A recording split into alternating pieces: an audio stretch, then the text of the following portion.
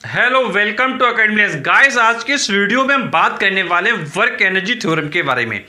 Guys, जैसा आपको पता है कि वर्क एनर्जी थ्योरम कई बार आपके एग्जाम में पूछा जाता है और गाइस ये क्वेश्चन आपके लिए क्या बहुत ज़्यादा इंपॉर्टेंट हो जाता है और गाइस एग्जाम में इसके आने के बहुत ज़्यादा चांसेस होते हैं।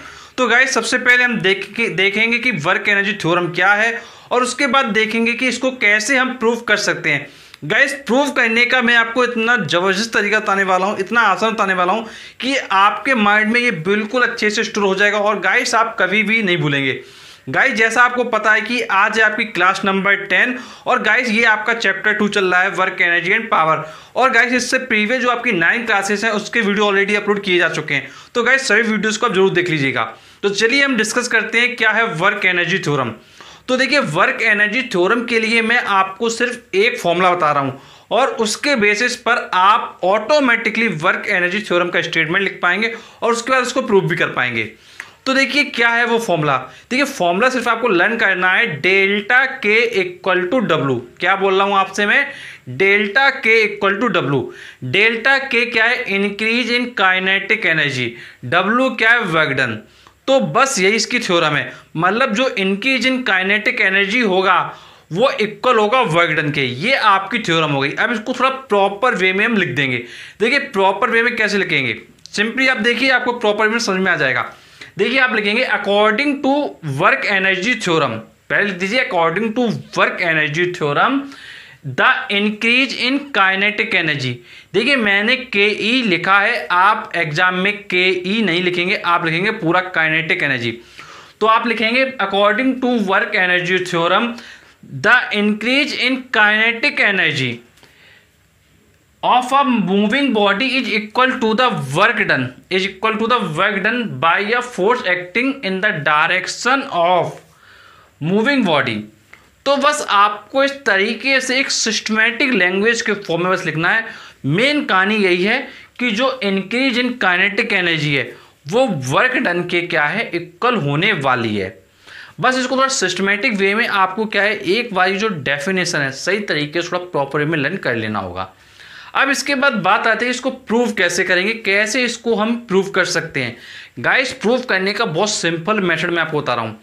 गाइस देखिए कैसे प्रूव करेंगे। देखिए सबसे पहले हम आते हैं प्रूफ के फर्स्ट स्टेप पर।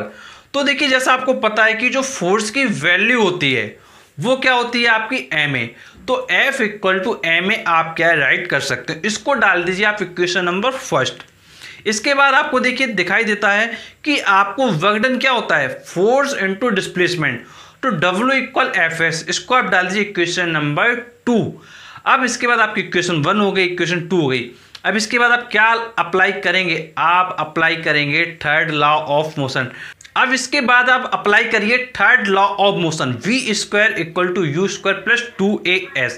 अब आप यहां से देखिए क्या करेंगे, आप वैल्यू निकालेंगे। किसकी वैल्यू निकालेंगे?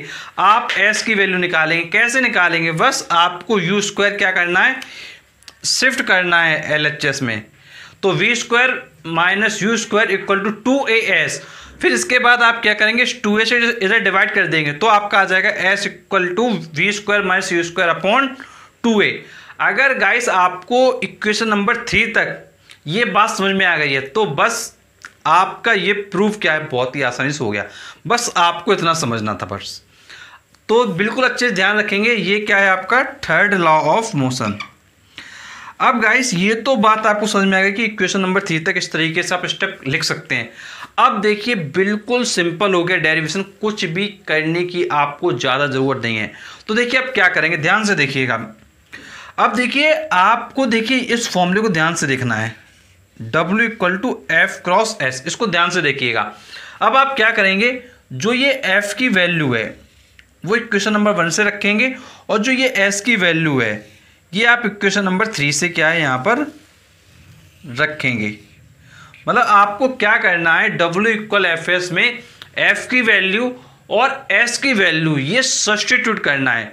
अब आपको पता है कि F की वैल्यू इक्वेशन नंबर 1 से आएगी और S की वैल्यू इक्वेशन नंबर 3 से आएगी, ये दोनों आप यहाँ सब्स्टिट्यूट कर दीजिए। बस वही चीज़ हमने देखिए यहाँ पर लिखा हुआ, ध्यान से पढ़िए। अब बहुत आसान हो गया, बहुत आसान है बिल्कुल। Substituting value of F from 1 and value of S from 3 in equation number 2।